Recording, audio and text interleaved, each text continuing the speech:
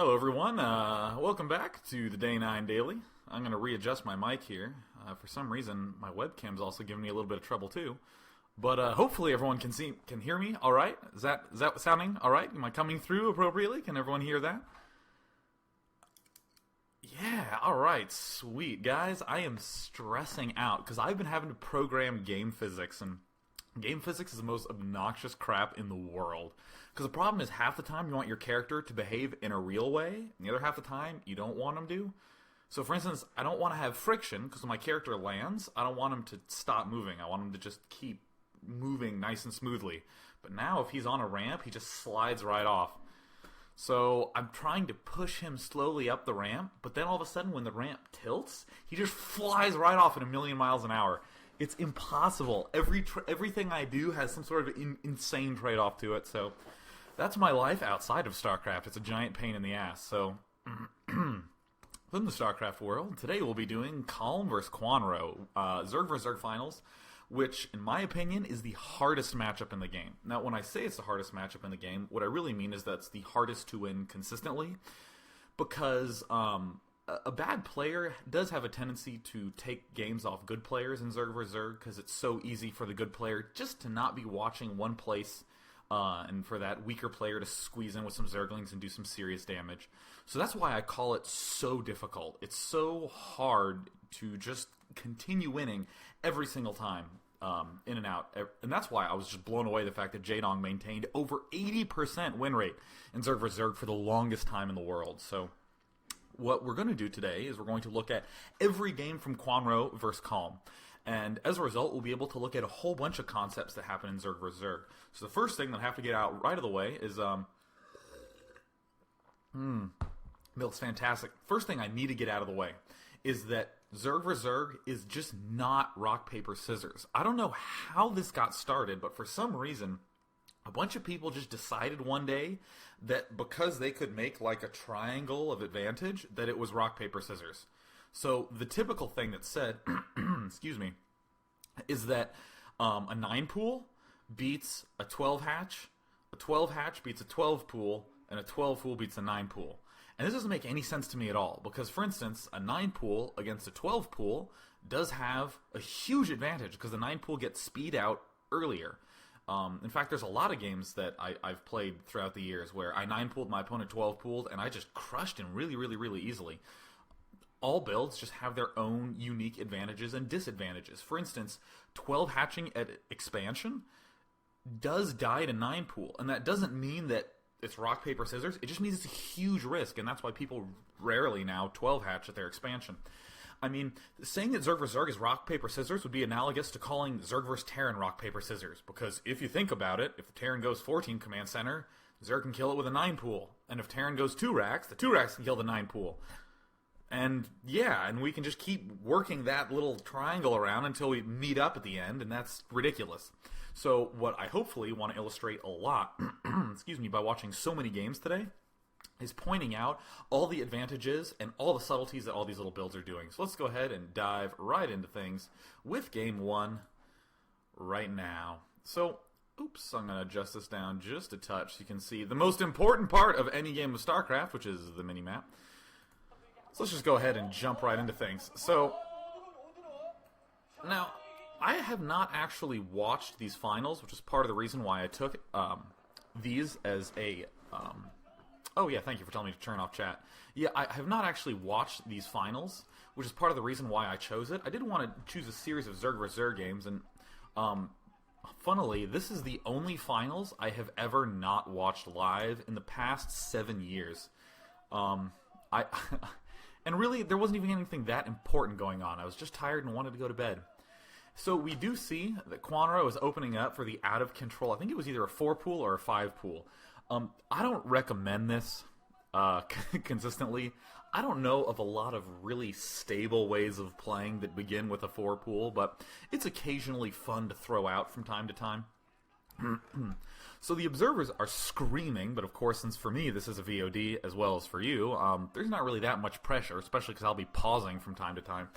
I do want to emphasize, while we're waiting for these drones to get ready to sunk rush down here, excuse me, how subtle all of Zerg vs. Zerg is.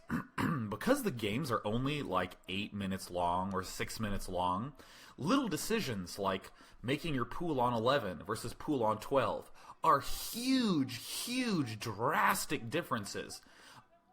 For instance, in Zerg vs. Protoss, if you did something like overpool with speed and then did something like 11 pool with speed, those would have about the same feel to it early on. I know a lot of you are pointing out the fact that there are some subtleties going on there, and it's true, but a lot of the stuff is pretty similar. It's the exact opposite with Zerg vs. Zerg. I mean, even right now, the fact that this pool came out at exactly this time is going to barely end up saving this expansion, or barely end up saving the main, it looks like. This sort of stuff is just silly. If you ever lose games like this, I wouldn't freak out too much. Right now, what's nice is that we get to begin this Zerg vs. Zerg with a lot of strategy and micro and control and whatnot. So we see that, notice how Calm focuses on keeping these drones alive. Notice he canceled this hatchery. That's actually really easy to do, to forget to cancel this, because there's all this pressure going on right here that suddenly this finishes and you're broke. But just pulling back. Obviously, in this situation, as will be the case a lot of times when you're suffering really early aggression like this, if you can just stay alive and keep your drone count relatively high, you're going to be in great shape. So he's going to work his way over here, but he's not going to sacrifice drones. That's part of the reason why I immediately rewinded when we saw these drones move over to the left, because, God, excuse me, sorry, I should have all this crap in my throat because I'm drinking 2% milk and it's getting it all gunky. But yeah, I saw him pull these drones over, so he's just really focusing on keeping these drones alive. Just moving them around so calmly, because his name is Calm. So, this is the sort of thing that we don't really stress too much about. If you end up losing to this, don't worry about it. If you end up winning with this, don't commit to playing this way every single game. And what I really like about the way this rush happened is notice how there's nothing coming from Kwanro's base. There's absolutely no reinforcements in the slightest, because he's just been building up drones back in his main. Look, he has a great economy going. Anytime you're doing any aggressive opening, whether it be bunker rushing, whether it be containing a Protoss on the other side of his natural, as Terran or something like that, or even right here if you're doing some sort of 4-pool. It's a very advanced technique and a very strong technique to focus focus in some way on getting an economic advantage out of your pressure as opposed to winning with it. So for instance, most people 4-pool Sunken Rush to try to win. Yay, Toss Girl, go, Toss Girl, yeah. Yeah, most players will try to just win with the 4-pool. They'll build the sunken colonies there and just keep rallying Zerglings, maybe even bring another drone trying to win right there. And, of course, if it fails, then you're completely screwed. But notice how Kwanro just brought just those first 6 Zerglings and 2 drones, did a huge amount of damage, and now Kwanro's just setting himself up for the long term. So, in a sense, I would say that this game, more or less, is hugely in Kwanro's favor at this point, because he cleverly did huge pressure straight into economy. I like this response by Calm. Instead of going straight for the expansion and returning back to his original plan, he's sticking to one hatchery. He's staying very, very tightly bound in, because part of the reason I would say for this decision is the fact that Calm thinks he's at an economic advantage, which, weirdly, like only 1 times in a million is your opponent ever going to do this. Weirdly, Calm is not in the economic advantage from holding off that 4-pool. But I do like this transition because it doesn't require a lot of money, and it did cost quite a bit of money for Calm to defend. And right now, we have the look of a very normal Zerg vs. Zerg. We have one player who's going for 1 hatch aggression. We have the other player who's going for an early expand and a delayed spire. Right now, although Kwanro has gotten his economy screwed up a little bit, and Kwanro has a little bit better of an economy, excuse me, I think I said that wrong. Calm has a little bit of a behind economy. Being on one hatch and just really aggressive when your opponent is spread out and doesn't have speed, that's just a really difficult spot to be in. I'm not sure I actually even like Kwanro's choice to early expand. I would have preferred something like just going for one hatch himself, just continuing the pressure. Because, again, I said it was a sophisticated tactic to use your pressure for an advantage as opposed to using your pressure to outright win. But if you look at the advantage Kwanro's doing, which is to get this expansion up, I'm not sure if it's going to end up being the best decision. Because he has to have all these lings running around in all these weird angles. And right now, it's completely clear what Calm needs to worry about. He needs to worry about a whole bunch of speed Zerglings coming in just a little bit, because there's no gas being mined, there's no layer, there's only Zerglings building up. If I were Calm in this case, I would be building Zerglings, cutting back on gas a little bit, and building sunken colonies on the way to getting Mutalisks. Hey, speak of the devil. Oh man, I'm so good. Celebrating by drinking some milk. Seriously, that's how much work I have lately. A celebration for me is just having a glass of 2% milk. That's a little sloppy. You don't want to lose drones like that. And again, that sort of loss is overwhelmingly significant in Zerg vs. Zerg. That is a really big deal. Unless you know exactly what you're doing, like if you're Jaedong or something, it's totally okay to lose a drone here and there. But if you're not Jaedong, which most of you are not, you definitely want to avoid doing that. I always call Zerg vs. Zerg an inverted pendulum, because the advantage you have is always so fragile. Because, I mean, let's stop before this Ling battle comes in and just think about something. If you're playing a Terran vs. Terran, and a tank and two Goliaths drop by one of your expansions, you have a bunch of SCVs, you can pretty much just take all your SCVs, go kill it, and then go right back to mining again. However, if you're playing a Zerg vs. Zerg, and you have a huge Zergling battle, and one player ends up with 3 Zerglings left over, those 3 Zerglings can kill almost every single drone.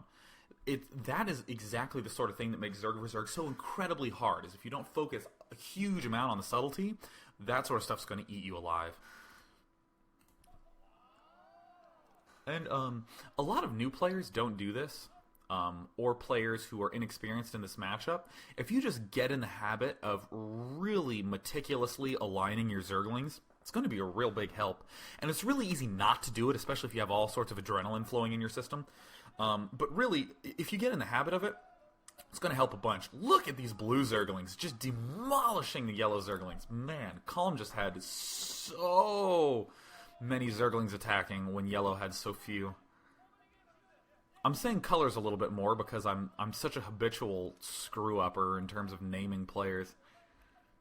You should have seen my Bisu vs. Jaedong cast. I reversed those every single time. It was awful. So right now, this is the very standard way to play if you have an expansion and your opponent doesn't.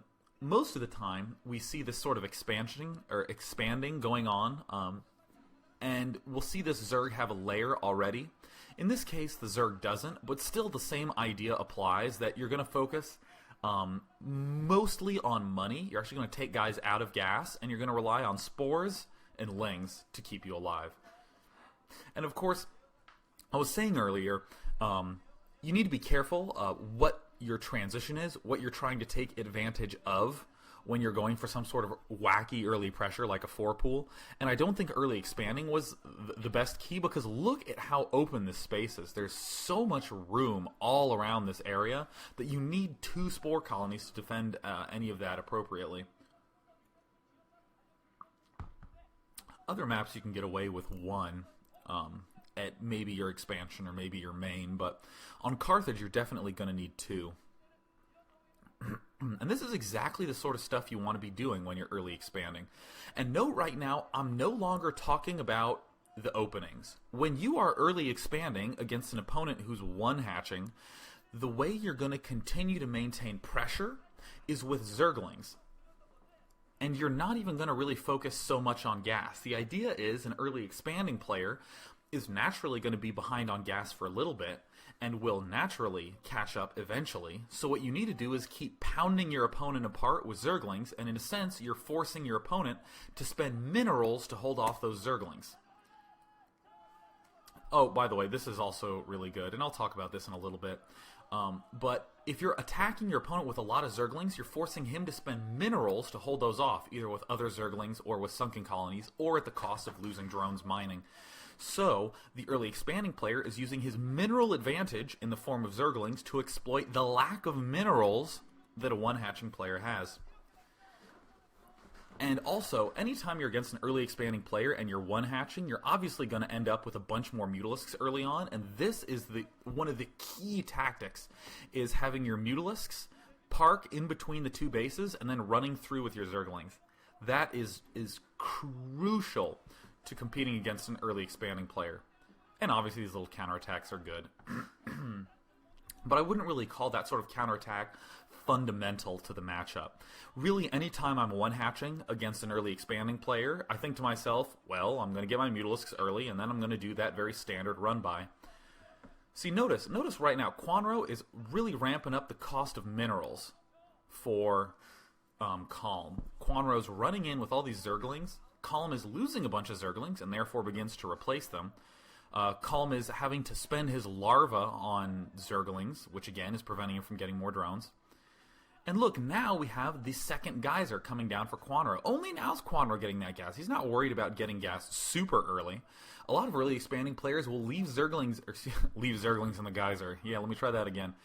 You'll see them leave drones in the geyser for a really long time, and they'll end up with something like 0 minerals and 1,000 gas or 900 gas. Why do you need that much gas if you can't actually spend it? Go ahead and just start focusing entirely on minerals and taking guys off gas. Here's a little bit more of that,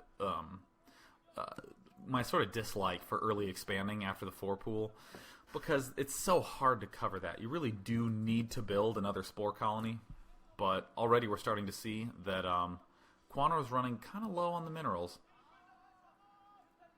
Kwanro's getting quite broke, and right now, clearly at this point, I would say that Calm is in the advantage.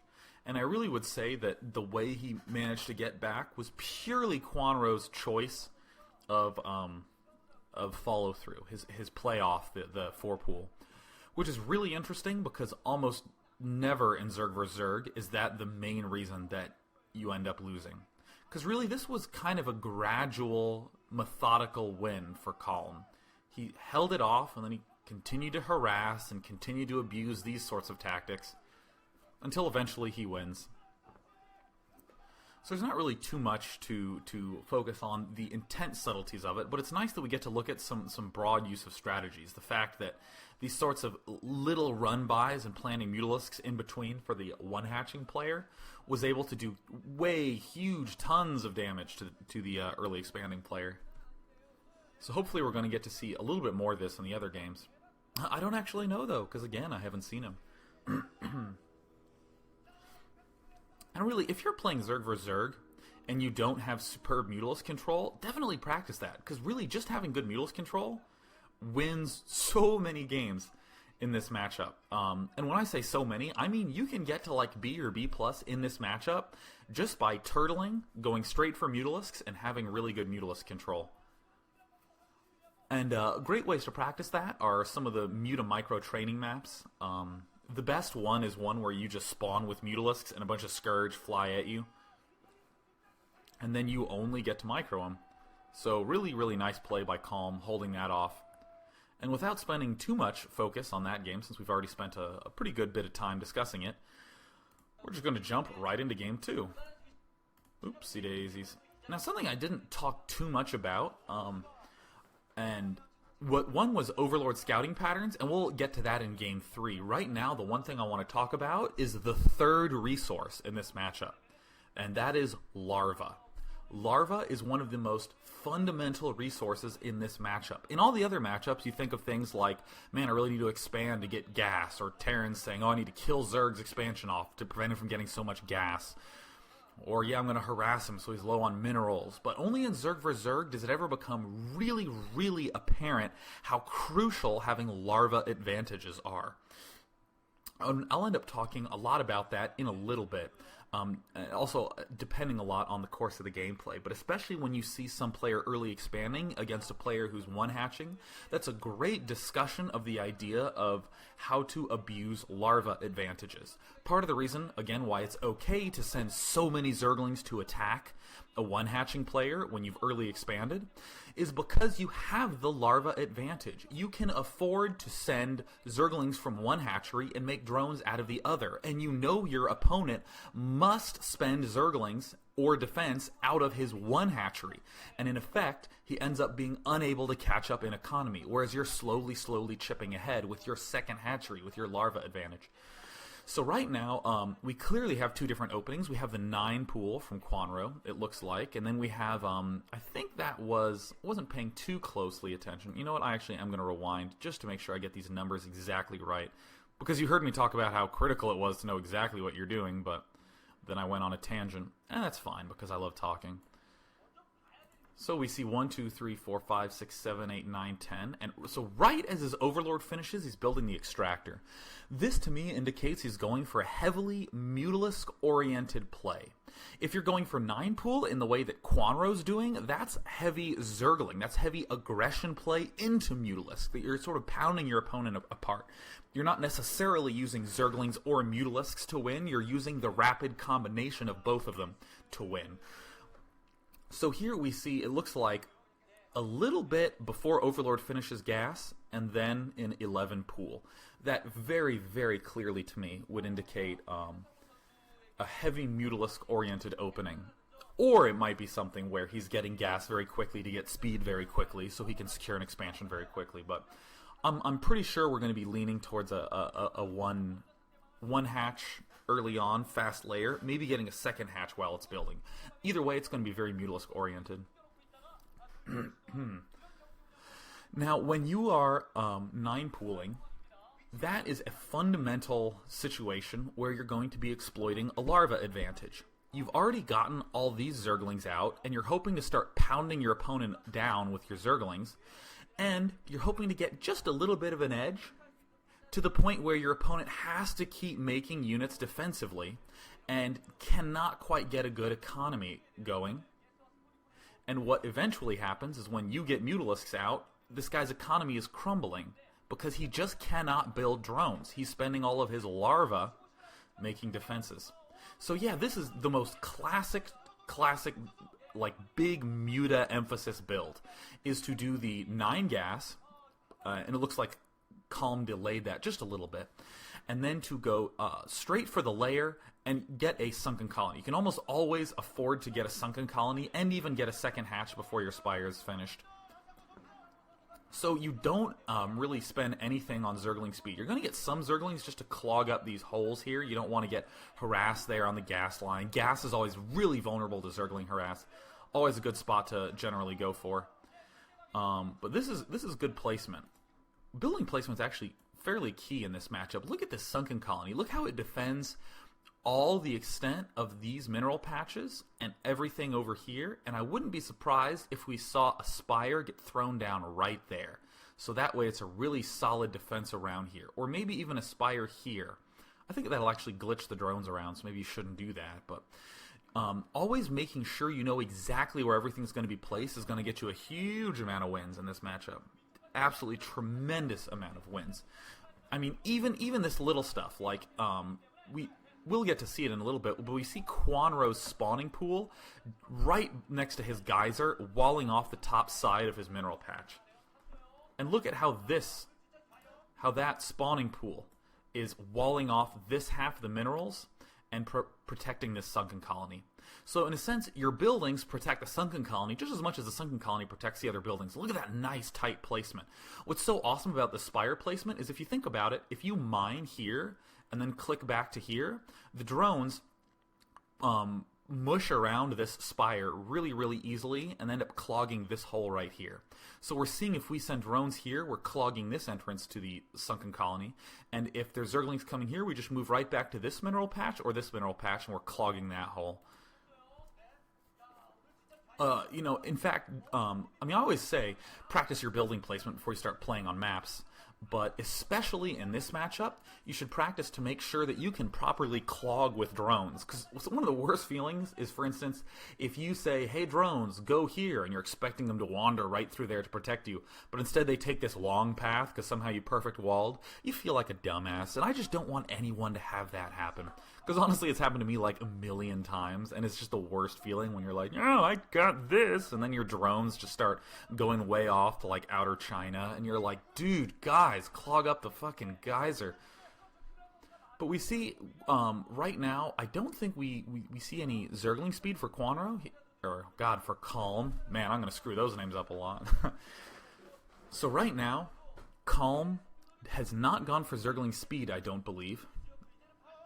Is that? Yeah, he has Zergling speed. Never mind. I'm wrong. But right now, the most important thing to note is that Calm almost certainly has a gas advantage because he got that gas so early. Both players right now, I feel like, are going for somewhat of a similar idea of being very aggressive with Zerglings to keep pounding this economy down and then using what they believe will be their superior Mutalisk control and Mutalisk numbers to take their opponent out. This I like by Kwanro because I don't think this was part of his original plan. I think this is a deviation. I think what he's saying is, I am going to only make a few Zerglings early without speed, and I'm going to go straight for Aspire and rely on mainly Mutalisk numbers, but since you 9-pooled and I made so many Zerglings anyways to defend, I'm going to get speed and start putting pressure back on you. That is the sort of deviation we see in Zerg vs. Zerg. Not something huge like, am I going to go Mech now, or am I going to go Medic Marine? Something like, am I going to get Zergling speed and focus more on Zerglings, or am I going to stay defensive and focus more on drones? This kind of tactic is super, super important. Especially you should be doing these sorts of things when you have a sunken colony in your main. Anytime you have the defense structure advantage, like even if you have spore colonies and your opponent, you and your opponent have gotten to the Mutalisk stage of the game, even there, that's a great opportunity to start doing counterattacks with Mutalisks. Your opponent has to use his Mutalisks for defense and offense, whereas you only really need your Mutalisks for offense. So that's what we're seeing right now. Kwanro doesn't really, or Calm doesn't really need all these Zerglings for defense. He needs them, only a few to clog a few of these holes, and then he can use the rest to be aggressive. That's a little bit of a misfire, but notice how Calm is going straight into making Mutalisks. He's not making Scourge. He's feeling comfortable with his mineral count and his gas count, and he's going to continue to exploit what I believe was his original plan, which is excessive Mutalisk numbers.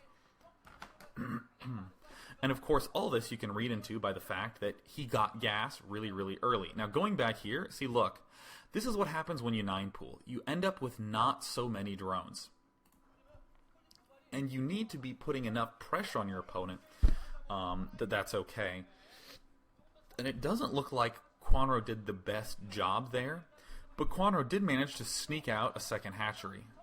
So, for instance, if he can be very aggressive, together with Mutalisks and Zerglings and Scourge, then he can continue exploiting right now his Larva advantage. There's the advantage he's going to be taking.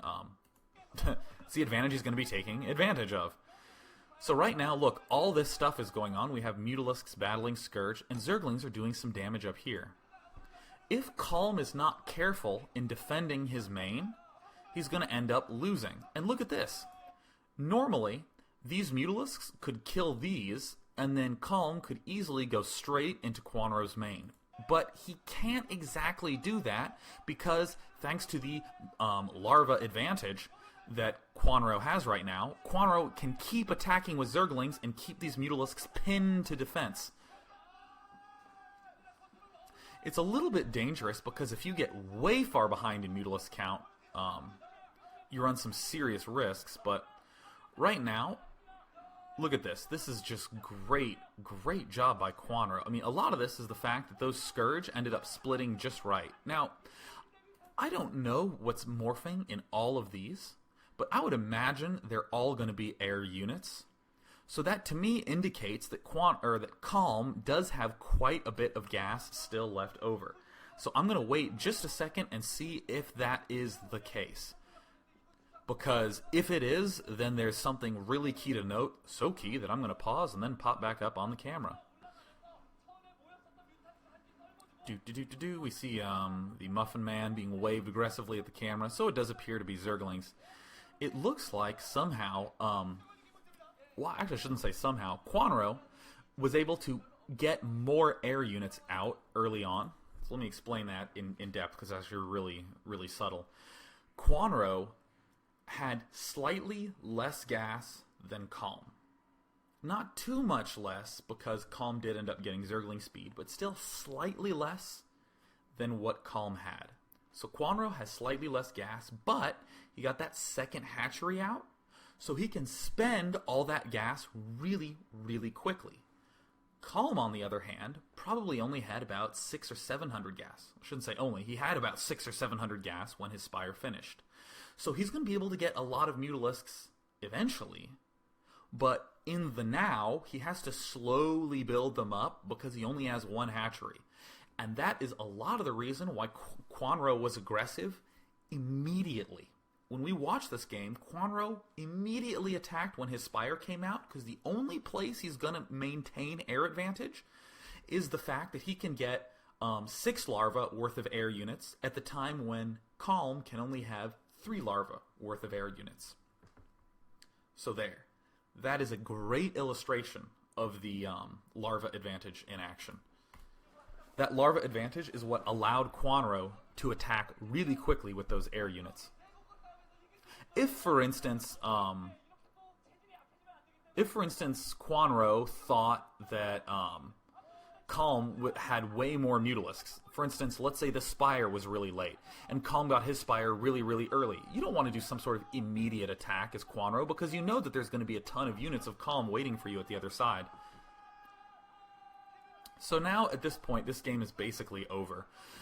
But think about what I was saying earlier from Calm's point of view. If you get these spore colonies up, now you can start going on the offensive. You can start being aggressive with your Mutalisks, and you can continue doing counterattacks, even splitting up your Mutalisks as Calm. But unfortunately, it doesn't end up falling through, just because, you know, Calm dies like right now. But even in the midst of dying, look at this placement. This spore colony here and here continue to wall off that sunken colony. Very, very, very, very good. And you know what? Walling off mineral patches isn't the worst thing in the world in Zerg vs. Zerg, especially if you're one hatching, because you really only need 6 mineral patches to support that one hatchery.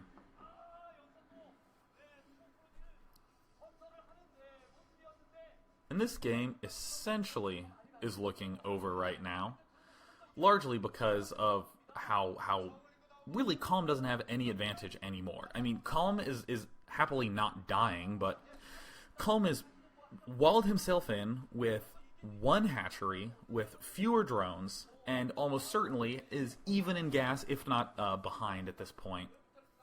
So right now, the only thing that Calm can really hope to do is counterattack a whole bunch.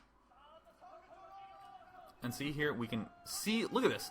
Look how nice that clogging was. That's got to be the word of the cast, is clogging. I mean, apparently it doesn't really help very much, because that was already at low life. But really, let's just drag forward a little bit so we can end this game. And then we can end up looking at a few more. So here we have the third game, played on Heartbreak Ridge. Now, what I said I was going to talk about in the third game, which is Overlord Scouting, I actually am going to do. So I'm a very trustworthy, honest person. We're seeing these Overlords. Notice that they're not going to each other's bases. They're going to each other's expansions. That's because you always want to think about, what information do I need to know? In Zerg vs. Zerg, a lot of the times, you're thinking, do I need to know if he's moving out with Zerglings early, or is he expanding early? And if you go straight to the expansions, you see the Zerglings attacking early, you see the expansion going down early. It's a very good way to both check the Zergling attack path and see if your opponent's expanding. So everything seems ordinary. Right now, the distance is so far between bases. That's why a lot of players opt to do the 12 hatch, the 12 pool into expand. 12 pool, 12 gas, 12 hatch. It's a very, very easy build to start off with. I like it quite a bit. You get into some tricky situations if you're against really good one-hatching players, but we'll talk about all of that right now. So it looks like both of them are doing the identical opening. So the point of 12 gas, 12 pool, 12 gas, 12 hatch expanding is that it's much safer than a 12 hatch expand. Because again, 12 hatch, it's not that Zerg vs. Zerg is rock, paper, scissors, it's that 12 hatching at your expansion is extremely risky. It's as risky as going 14 command center in Terran vs. Zerg when you know your opponent likes to make pools early. So it's this type of build that allows you to hold off early Zergling pressure, naturally by getting your Zerglings out early. And it gets you an expansion that you might not be able to use that quickly. But the point is, you can get your expansion, and you will eventually be able to get gas from it. And whenever you do end up getting gas from it, it will always be earlier than your opponent. That's the whole goal of this opening. And I have dropped my writing utensil, which of course I love twiddling while I'm doing these casts. Haha, I have found it. So there's Kwanro. I don't actually think Kwanro is that great, which is kind of the reason why I'm bummed out that he made it into the OSL. But, oh well. I mean, he was against Jangbi. I mean, I don't really think there's any way Jangbi could have pulled that one out. So here we already see a little bit of difference going on between these two players' builds. So Kwanro got a lot of Zerglings early on and got his lair a little bit delayed. And I believe he's getting Zergling speed first. Calm's doing the opposite. Has a little bit fewer on Zerglings, but he's getting his lair much more quickly. And see, notice this Overlord scouting pattern. So here is Calm's first Overlord. Calm's Overlord went here and then straight up. And both of these Overlords got to see all the Zerglings taking this L path out. So Calm almost certainly has a very good idea of how many Zerglings he's going to be up against. So notice that we're not transferring drones early. In Zerg vs. Zerg, you don't transfer drones to your expansion because you want to make sure your drones are easily defended, and the only way that can happen is if you maintain all your drones at just one location until this is super, super, super safe.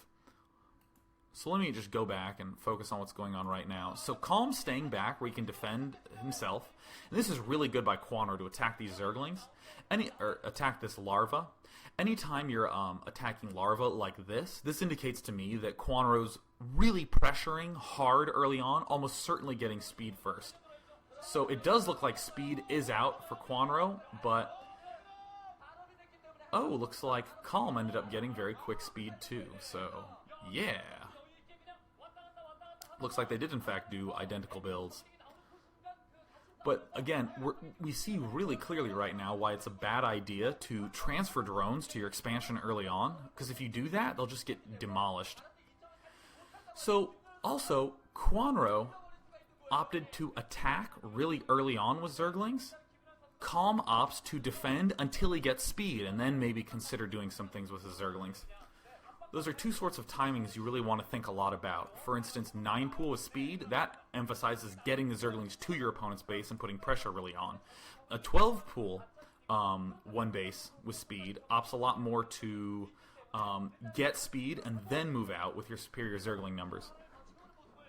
So still a lot of pressuring going on by Kwanro. Anytime you're doing this sort of pressuring, this to me says...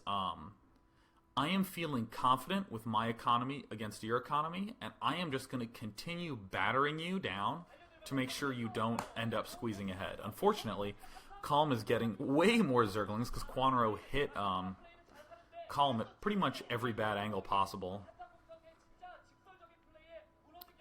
And this is the sort of stuff that you really want to do a lot of, is these sorts of counterattacking. You don't really need a huge amount of Zerglings here for defense because... a handful of Zerglings can just kill your opponent immediately. Now, this is a great illustration of how incredibly fragile this matchup is, because both players basically did the same thing, and Kwanro got caught in a few ugly spots, and is now just losing horribly. In this spot, you don't really need to break into the main right now. It's not like, oh god, if my yellow Zerglings don't break into red's main, I'm dead. It's nice to be able to get into the main, because Zerglings kill drones so fast, but we saw it right there. Those died real quickly. Oftentimes, what's a little bit more useful is to continue putting pressure on the expansion hatch. Because, for instance, if yellow kills off red's hatch right here, then yellow now has a larva advantage, and then can start taking even more advantage of this expansion by making drones just out of this hatch, and then making units just out of this one hatch to counter the one hatch worth of units being made here. And right now, everything is super, super standard from Calm. You're at a huge advantage. Just keep sending Zerglings to force more Zerglings to be made here, and then when the Mutalisks come in, there's virtually nothing that Kwanro can do about them.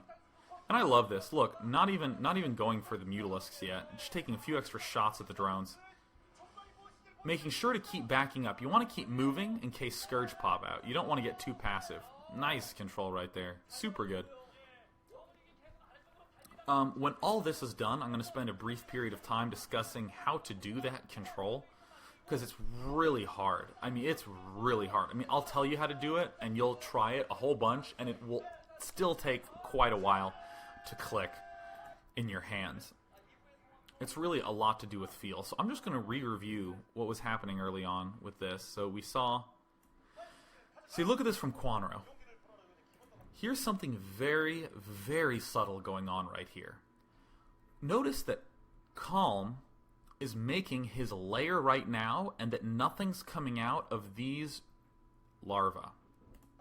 The idea is... Oh yeah, and notice here, with Kwanro, Kwanro is making a whole bunch of Zerglings from all of his larvae. And I was questioning how on earth it was possible that Calm was able to both get speed and get this layer so quickly. The idea is that he's letting his larva catch up. So see, he spends all this money here, he spends all this money here, and then he starts going back and building the larva, because he can spend money faster than the larva build. So he just built one. Right about now is where a second larva is going to be morphing. Right about now is where the third larva is going to be morphing. See, there's all three larvae finally morphing now. So, in a sense, what's happening is Calm ends up getting the same amount of larva worth of Zerglings, but he stays on like 2 larvae for a while, and then only spends them later on. I hope I'm making that clear enough, that he's delaying spending all 3 of them, so he still has the same amount of Zergling numbers. And this is a prime example of when you would want to do that style, which is to only be aggressive once you get speed, because we need to wait for this larva to catch up to our mineral spending. Definitely ask me about that in the Q&A if that's not clear enough. And I'll probably even spend some time going over it later on. And that's why Calm is focusing on defending right here in this U, because only now is he starting to get equal Zergling count to Kwanro. Only now are these Zerglings starting to catch up, as this larva production starting to catch up. And then here, it was pretty much doom for Kwanro, given the brilliance of Calm's build. I mean, getting caught at that angle is just icky. So right now, we already see that this layer is done, the spire is halfway done, and I really want to get the chance to go back to Kwanro's main. I don't think this was anywhere near as far along. Yeah, see, look, this layer only just now got finished. So that's why Calm was able to put such a huge counteroffensive with all these Zerglings, because he, in a sense, lured Kwanro in to attack right there at these bad angles, and there was yet another bad angle attack coming up right around here. Yeah, this attack was really bad. Look, already we see there's a bigger concave from the yellow Zerglings. Yuck. And so from there, it was pretty much doom. So now we move on to the final game of Calm vs. Kwanro. Now, it's not the hugest detriment if your Overlord doesn't scout your opponent first.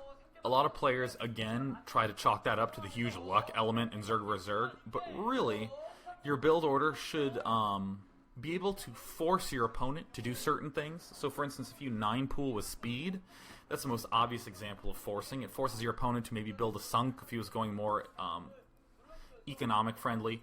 It forces your opponent to make more units, or excuse me, more units than drones in that case. So let me pause this for just a little bit and talk about that. So in a sense, with the 9-pool, you don't necessarily need to have really good scouting with your first Overlord. That's why a lot of players like 9-pooling and also like that 12-pool early expanding style, the style we saw exactly in the previous game.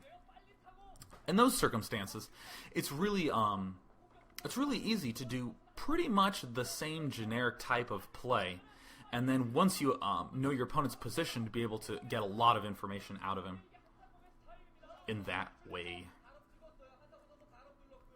So we see the usual 12-hatch expand versus looks like a 9-pool, and this is one of those prime examples of why the 12-hatch is just so incredibly risky. I mean, a lot of this is almost certainly saying, yeah, I'm going to 12-hatch on this map because there's 4 starting positions. It's pretty unlikely that you're going to find me first. But also, look at this response. Look at how strong this is by Calm. If you're 12-hatching, you need to have these sorts of backup plans, where because of this sort of windy distance between the mains, you have enough time to get out a sunken colony here. So look at this huge focus on just not losing drones. Look, he's just sending them back and forth, not attacking. He's not attacking with these drones. He's just trying to keep these drones alive. Savior! I love Savior. Big heart around his head. So right now, what I would be thinking if I were the 9-pooling Zerg in this situation, I would be thinking, I have a gas advantage. I have made my opponent cancel his 12-hatch. This 12-hatch has a very delayed gas, but I 9-pooled with speed. So I very clearly have the gas advantage. We see Kwanro also correctly halting up on the drone production. Wow, let me try it again. Halting up on the Zergling production and making more drones. And look, this is really good. We know that we're not going to be able to put a huge amount of pressure on our opponent once he gets a little bit later on. So we want to keep maybe picking away at his minerals, just taking out an extra few drones here and there, because our advantage we're exploiting with 9-pool is gas in this circumstance. So if you lose a few Zerglings and have to build a sunken colony in your main, I think that is logically consistent. We don't need all that minerals to be focusing on our gas advantage. And also the fact that we're getting our Spire a lot earlier helps a bunch too. So we should be going back to Kwanro's main soon to see the Spire almost done. I hate this placement. I absolutely hate that placement. What is this? Oh my god. Okay, I'm going to rewind just a little bit, because right now we're going to see the Observer go right back here to this expansion, and then we'll get a chance to see the whole base. Okay, look at this base. Whoops, accidentally full screen. Look at this base. This is good placement. This is where the Spire should have been, only allowing 2 hexes worth of attacking from above, and then a sunken colony should have been able to fit right here. There is no reason in hell why this Spire should be completely vulnerable way down here, and I would not be surprised if that ended up costing Kwanro a huge, huge error like later. I wouldn't be surprised if he ended up losing it. See, look at what Calm's doing. Look at this great building placement. This is awesome. I wouldn't even mind this down a little bit, just because you can surround on the top. But still, look, clogging this hole. If he attacks from here, we send drones up here. This sunken colony also covers this hatchery. That's awesome. And also we see that Calm does have a few Zerglings out as well to help with some extra cloggage. But god, I hate this. Ugh. In this scenario, Kwanro is going to be relying a lot on getting only Mutalisks early on to sort of push his gas advantage. Scourge will allow you to be aggressive. You should be focusing on Scourge when you're getting ready to attack, but and especially if you're trying to do some sort of super ninja action we saw Kwanro do in Game 2 on Outsider. But really, if you're on one hatch against two hatch, you don't want to be getting a bunch of Scourge trying to batter down your opponent early. That's not going to go well. Your opponent already has a big Larva advantage. This, I don't quite agree with trying to attack straight up there. I mean, I don't exactly see the point of just trading Zerglings. So these should all be Mutalisks. And right now, we're starting to see, or at least I hope that we'll see, the advantage of having a bunch of larvae right when your spire finishes. You'll end up with a really great opportunity to do some sort of, if it's not direct attacking early on, at the very least it's being the one who gets to kill your opponent's overlords.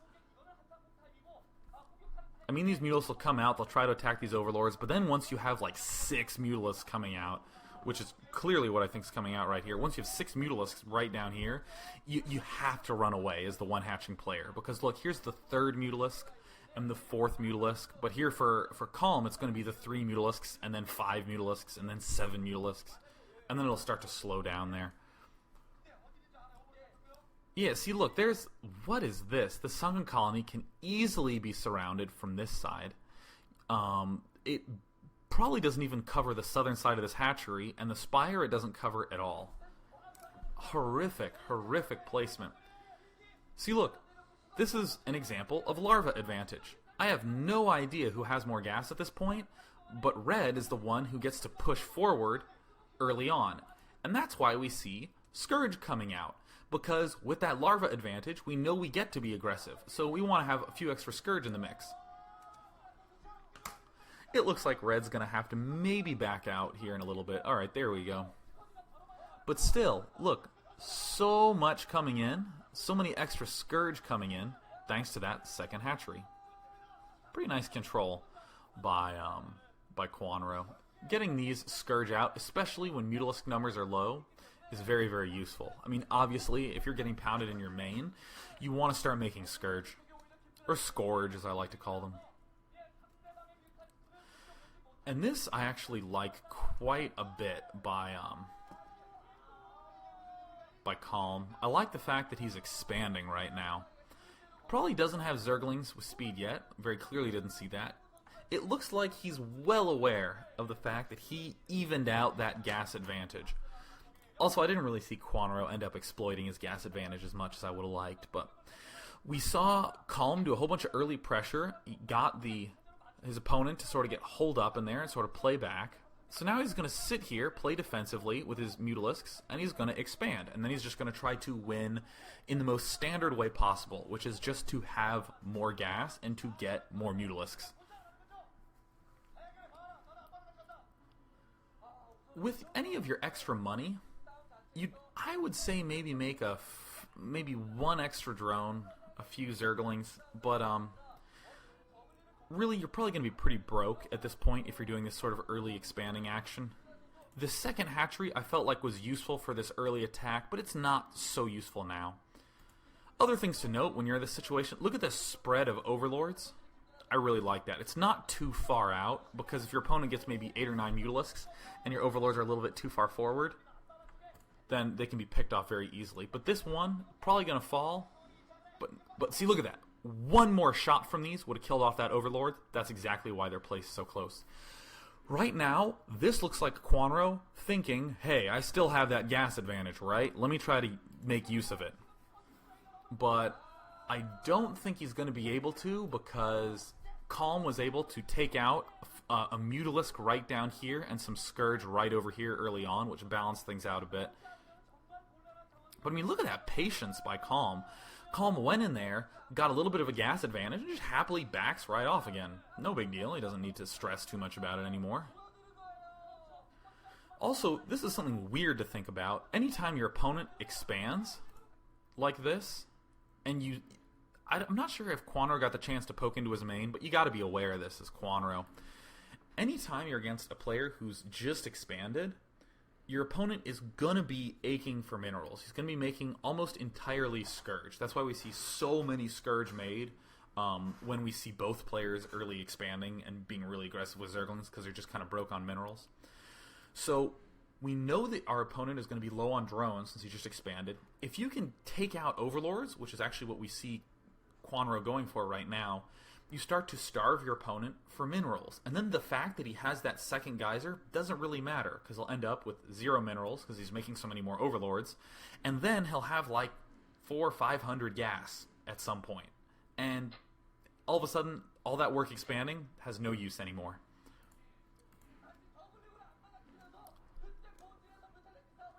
So we see some nice little tactics going on by Kwanro, trying to attack with Zerglings at the front and Mutalisks at the back. You know, this was kind of bad. You could have pulled back, killed off this Overlord, waited with these Zerglings, and then moved the Mutalisks in the back and the Zerglings in the front. That whole stuff in the back and stuff in the front is a good way to exploit a player who you think is low on minerals. See, right now, these Zerglings from Calm shouldn't have the opportunity to be moving towards Kwanro's base. Ooh, a little bit of sloppy control here. Kwanro just did a few key mistakes. He messed up his control there, and this decision-making with the Zerglings was just blah. It was blah. So this still is a potentially scary push by Kwanro. We see that it's completely fallen apart now, but that could have done quite a bit more damage if he had moved in with Zerglings at the right time. Like, look at this. He moved in with Zerglings, they died. Then he moved in with Mutalisks, they die. And now we see more Zerglings coming in to die. Try to line up your attacks with your opponent, with Zerglings at the front and Mutalisks at the back. Otherwise, it becomes way too easy to hold off. So now we see that Kwanro's pretty much dead. I just want to rewind just before the GG happens, just because I like that part in StarCraft games. So, oh my god, he's so excited. He's like, he's got this. And he's right. Yeah, look, game's over. So, to sort of sum up, the big ideas I spent a lot of time focusing on were mineral advantage, larva advantage, gas advantage, and counterattacking. So, anytime you are playing a Zerg versus Zerg, try to think of everything in this context.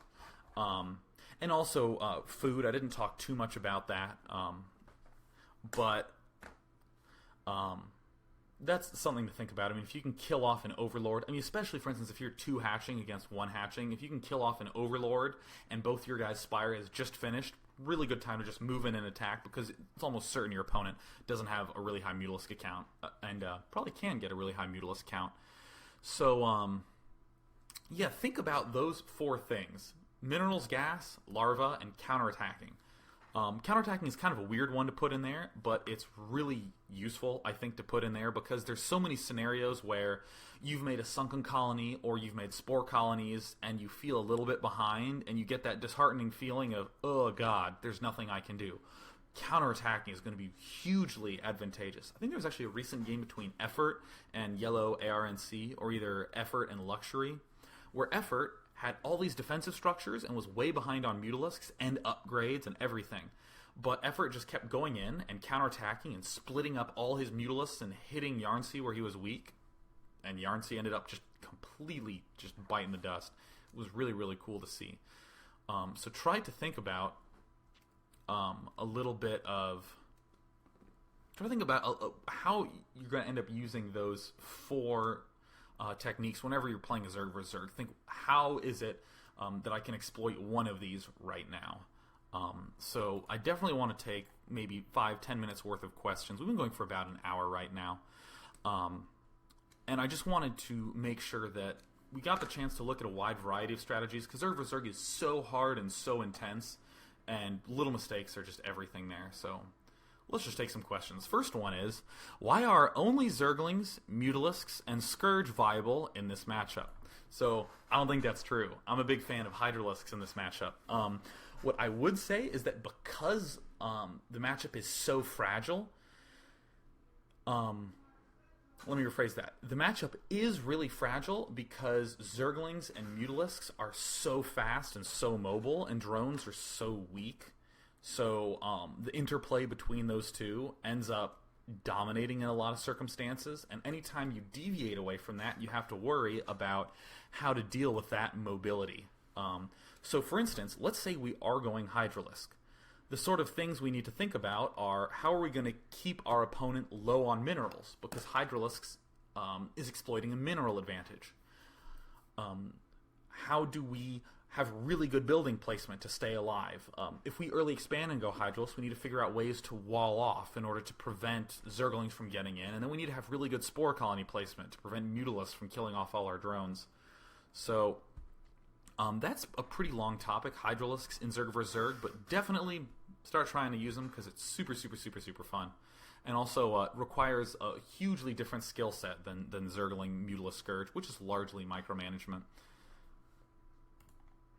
Also speaking of micromanagement, let me just pause for just a minute. In terms of micromanagement, the way that you do Mutalisk control, let me actually go back to one of the games while we take some more questions. And what I want to do is look up, is show in the middle of some Mutalisk control how to end up splitting Scourge up. How to end up sniping them off one at a time. So let me just move over to my screen here, and maybe we'll be able to zoom forward. Just having a few errors with YouTube. So this is where the Mutals start coming in. So here's what's happening. So let's focus on the green Mutalisk ball. So here's some Scourge right here.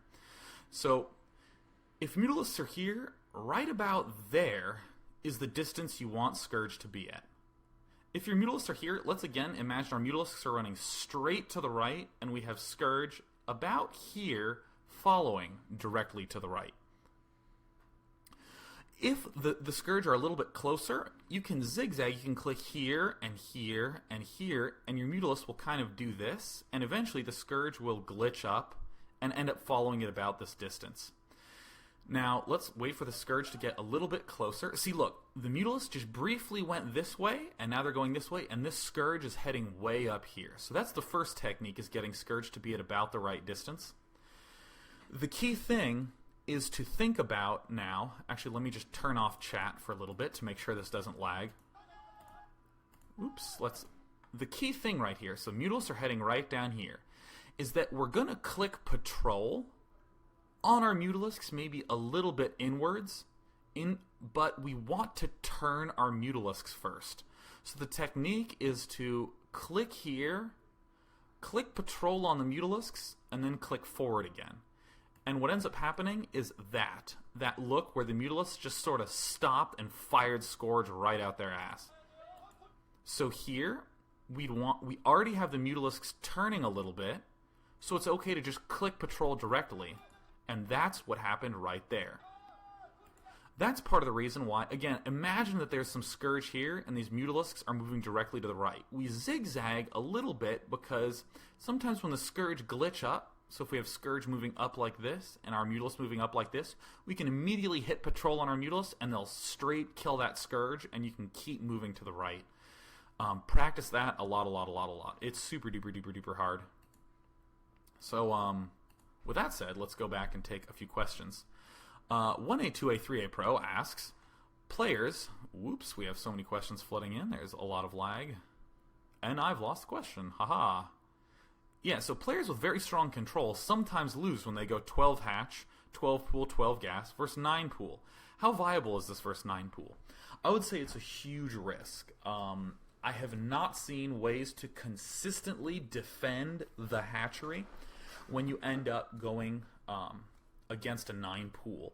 What I would say, though, is that if you have a plan like Calm did, which is to cancel the hatch and then build a sunken colony in your main, now we're talking about a little bit more viability going on. We also see the fact that Calm didn't get Zergling speed at any point in the game, likely because he knew he was behind on gas. So, that said, I still have never seen a 12 hatching player survive a 9 pool. Ever. So, yeah, I don't recommend it. What I would try, though, is just doing it like 20 times. Just getting a friend saying, 9 pool me 20 times in a row, and I'll try to defend with 12 hatch. Because I gotta be honest with you, even if he's winning and crushing you every time, it's still kind of fun for him. Because it's fun to win like 20 games in a row. So, which is more important to Zerg vs. Zerg? Oh, I actually like this question a lot. This is great. Shadow asks, which is more important to successful Zerg vs. Zerg? Zergling Micro, or Muta Micro? I'm gonna say Mutalisk Micro. I mean, the answer is both are very, very important. The reason I want to say Mutalisk Micro is the fact that if you go 9 gas after Overlord, 11 pool, make a sunken colony, 8 tech to layer, and then get a hatchery, you can get a bunch of Mutalisks very quickly, and if you can control them well, you can win a huge amount of games. Whereas if you are opting just to 9 pool or do some sort of heavy Zergly oriented strategy, you won't really be able to win with just Zerglings. Excuse me. I would say that being able to have really good control of both is very critical. Now, it does take a little bit of time to define what we mean by Zergling Micro, because really the only situation where I would say that there is Micro going on that's seriously intense is when you have big waves of Zerglings against each other and it's sort of rearranging so that you get a good arc going on there. Because if you're playing in most other circumstances, like let's say 9 pool with speed against a player who didn't get speed for his Zerglings, you can run around a bunch, and pretty much any player I think can do that.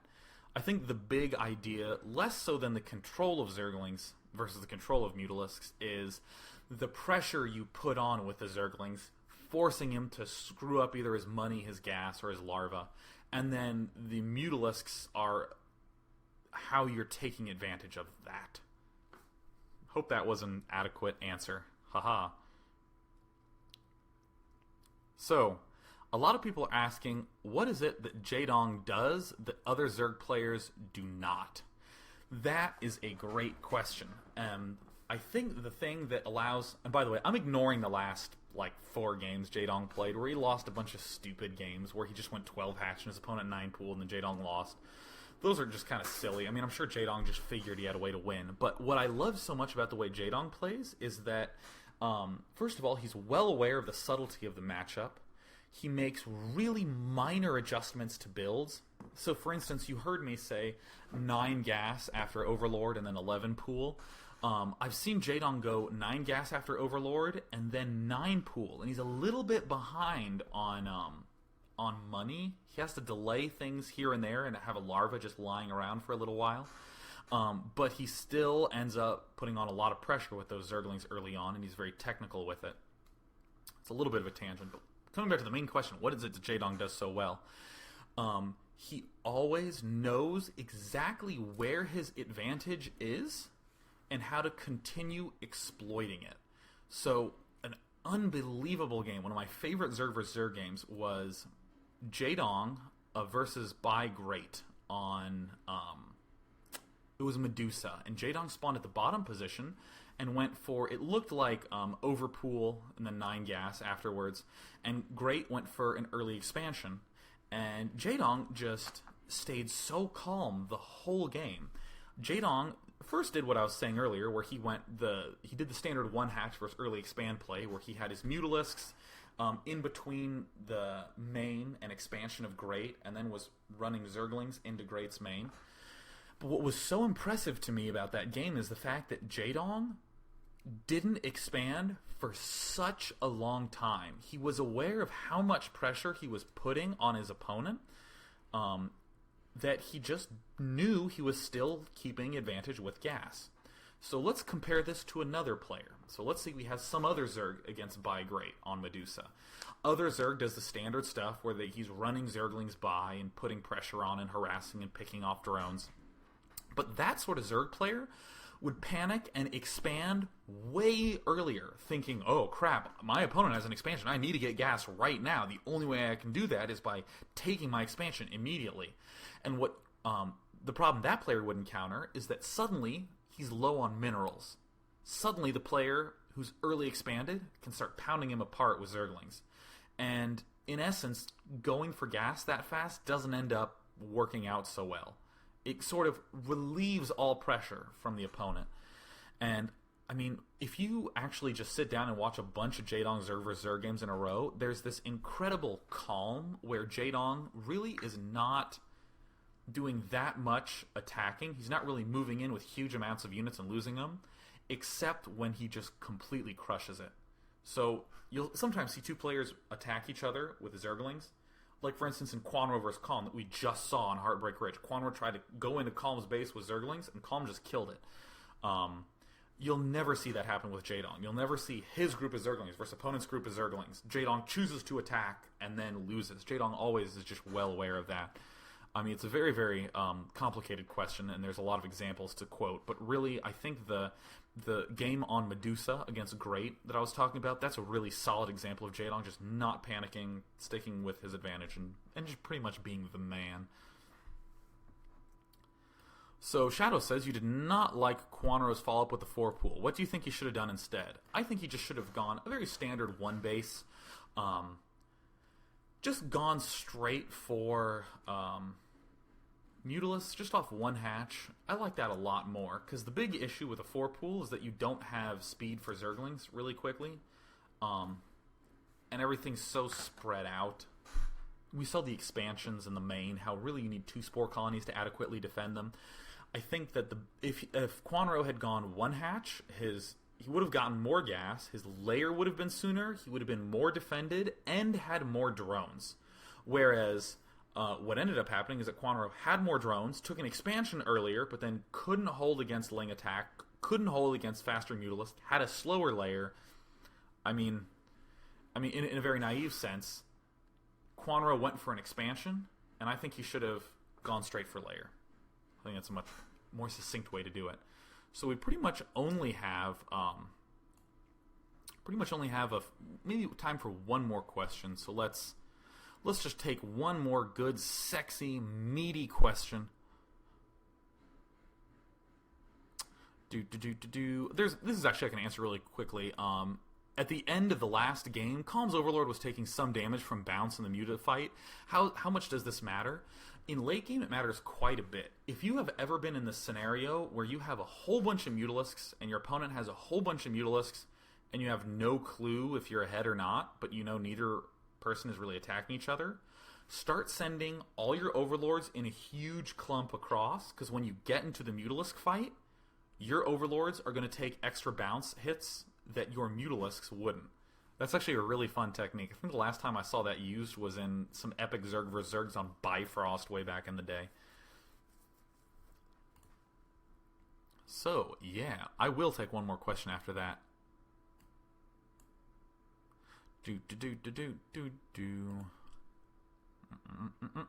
Oh, I actually like this question. This is a good little fast question to wrap things up. Why do Zerg vs. Zerg players use 2 Scourge to kill 1 Mutalisk? If using 1 Scourge per Muta, does the full 110 damage for both Scourge? A lot of it has to do with